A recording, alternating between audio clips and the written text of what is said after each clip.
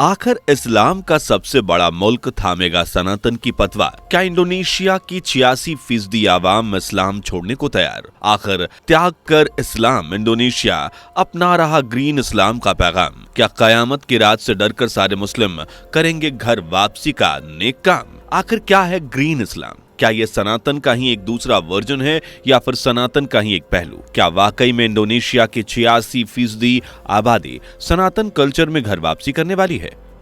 ये सारे सवाल इसलिए उठ रहे हैं क्योंकि पिछले कुछ दिनों में जिस तरीके से यूएई, दुबई, बहरीन और सऊदी अरब की में बाढ़ और उसे लेकर इंडोनेशिया में भी अलर्ट मोड जारी किया गया है। दरअसल आपको बता दें कि जो दशा सऊदी अरब के देशों की बाढ़ की वजह से हुई है उसका रीजन है प्रकृति के साथ छेड़छाड़।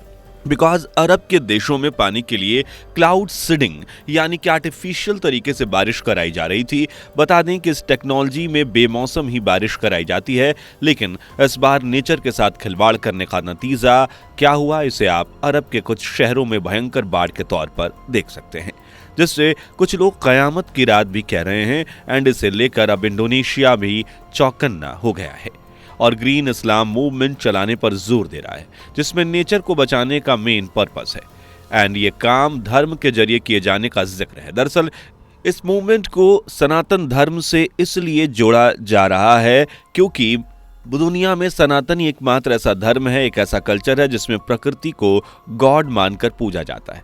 सनातन में पेड़ पौधों की पूजा होती है, सूर्य को देवता माना जाता है, नदी को देवी माना जाता है, गाय को माता समान मानकर पूजा जाता है। यहाँ तक कि सनातन रिलीजन में पहाड़, धरती, हवा, जल, अग्नि सभी को भगवान मानकर पूजा जाता है। इसके अलावा इंडोनेशिया के सनातन अपनाने का एक और हिस्टोरिकल रीजन ये है कि कुछ सालों पहले यहाँ सिर्फ हिंदू धर्म के लोग ही रहते थे और इसके पुख्ता सबूत आज भी यहां देखने को मिलते हैं।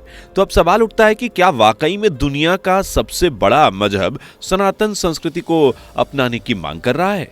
क्या इंडोनेशिया के 86% आवाम घर वापसी करने वाली है? आखिर क्या है ग्रीन इस्लाम का सनातनी उद्देश्य? सब जानेंगे आज की इस वीडियो में। बने रहिए वीडियो के आखिर तक और कमेंट में जय श्री राम लिखना तो बिल्कुल भी मत भूलिएगा। दरअसल दोस्तों, दुनिया के सबसे बड़े मुस्लिम आबादी वाले देश इंडोनेशिया में इन दिनों कयामत की रात की चर्चा बहुत तेजी से ट्रेंड हो रही है। इस्लाम मजहब कहता है कि जब कयामत की रात आएगी तो सब खत्म हो जाएगा और इंडोनेशिया में रहने वाले कुछ लोगों को तो ऐसा लगता है कि अगर नेचर के प्रति हम जागरूक नहीं हुए तो कयामत की रात नजदीक आ जाएगी। दरअसल इंडोनेशिया कोयला और पाम ऑयल का सबसे बड़ा निर्यातक देश है, इसलिए क्लाइमेट संकट का इस पर भारी पैमाने पर असर पड़ सकता है। इस संकट से उबरने के लिए देश के कुछ लोग धर्म की तरफ उम्मीद से देख रहे हैं, इसलिए देश में एक ऐसे इस्लाम की मांग उठ रही है जो पर्यावरण के प्रति जागरूक हो। दरअसल इसे ही ग्रीन इस्लाम कहा जा रहा है। इनफैक्ट इंडोनेशिया के बड़े इमाम नसरुद्दीन उमर ने लोगों को क्लाइमेट कन्वर्जन को लेकर वार्निंग दी है कि हम जितना नेचर के प्रति लालची होंगे कयामत का दिन उतनी जल्दी आएगा। उन्होंने कहा कि रोजों की तरह धरती की सेफ्टी का भी अपना फर्ज बनाना चाहिए। इमाम नसरुद्दीन उमर को लोगों ने न सिर्फ बड़े इमाम के तौर पर रिस्पेक्ट किया है बल्कि उनकी हर एक बात को मानते भी हैं। दरअसल उनके इस भाषण को सुनने के लिए लोगों की भारी भीड़ मस्जिद में जमा हुई थी। बाय द वे आपको बता दें कि इंडोनेशिया कोयले के सबसे बड़े निर्यातक देशों में से एक है, इसलिए जलवायु परिवर्तन का असर सीधे इसकी आवाम पर पड़ता है। एंड माना जा रहा है कि कयामत की रात बहुत ही करीब है, इसलिए हमें नेचर को बचाना चाहिए, ना कि इसका अंधाधुंध दोहन करना चाहिए। नहीं तो एक दिन ऐसा आएगा जब धरती पर जीवन के लिए कुछ भी नहीं बचेगा, क्योंकि ग्लोबल वार्मिंग और पॉल्यूशन की इतनी मार बढ़ गई है कि सब कुछ बेमौसम हो रहा है, यानी कि मौसम के अपोजिट नेचर अपना काम कर रही है। एंड इन्हीं सब बातों को ध्यान में रखते हुए इंडोनेशिया में ग्रीन इस्लाम नाम का एक मूवमेंट काफी ज्यादा तेजी पकड़ रहा है, जिसमें नेचर की सेफ्टी को प्राथमिकता दी जा रही है और ये काम धर्म के साथ ही किया जा रहा है। दोस्तों, इंडोनेशिया की राजधानी जकार्ता में स्थित इस्तिलाल मस्जिद में इमाम नसरुद्दीन उमर ने कहा, मनुष्य के रूप में हमारी सबसे खतरनाक कमी यह है कि हम अर्थ को महज एक वस्तु मानते हैं।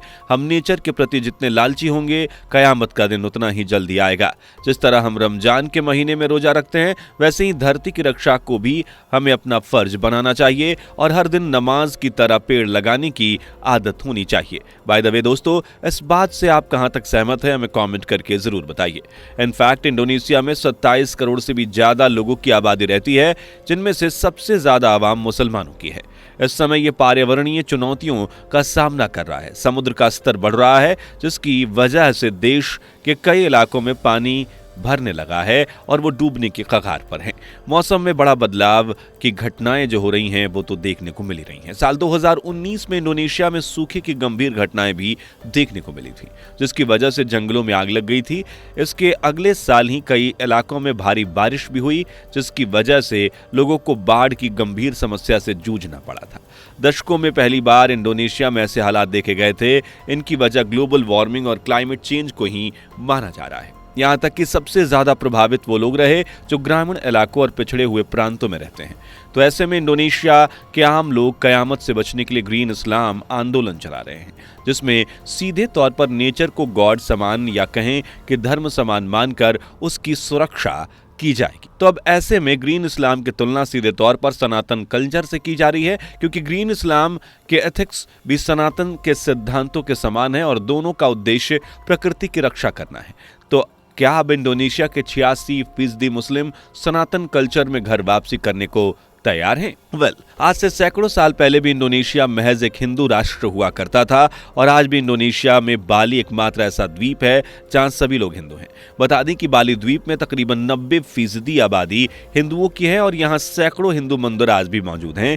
तो क्या दोस्तों एक बार फिर से इंडोनेशिया में सनातन धर्म आने वाला है? क्या फिर से दुनिया में सनातन कल्चर का पताका फहरेगा? आपका इस बारे में क्या मानना है?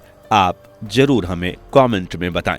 इसी के साथ उम्मीद करते हैं कि आपको ये इन्फॉर्मेशन पसंद आई होगी, इसलिए वीडियो को ज़्यादा से ज़्यादा शेयर करें। अगर अभी तक हमारे चैनल को सब्सक्राइब नहीं किया तो सबसे पहले हमारे चैनल को सब्सक्राइब करें। एंड इसी के साथ मिलते हैं ऐसी ही कमाल की वीडियो के साथ आगे। तब तक के लिए जय श्री राम। दोस्तों, आपको स्क्रीन पर 2 और वीडियोस दिखाई दे रही हैं, जिसे देखने के लिए स्क्रीन पर क्लिक करें।